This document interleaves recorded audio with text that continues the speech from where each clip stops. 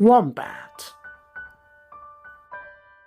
Okay, we are within Amniota, that is further divided into the mammal branch and the reptile branch that also includes birds.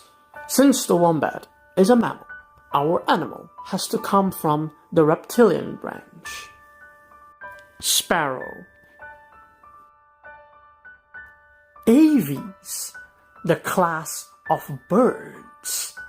Aves is divided into Paleocnithae, Ratites and Tinamous, and Neocnithae, everything else, and the sparrow belongs in Neocnithae. Therefore, our animal has to be a paleognath. Emu. Cassoariiformes. This order includes only one extant family, the Cassoariidae, which only includes two genera, Cassoarius, the three species of cassowary, and Dromaeus, one species of emu. Although in NCBI, the cassowaries and the emus are placed in separate families.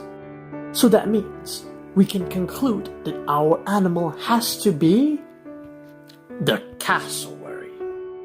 And our animal is the southern cassowary.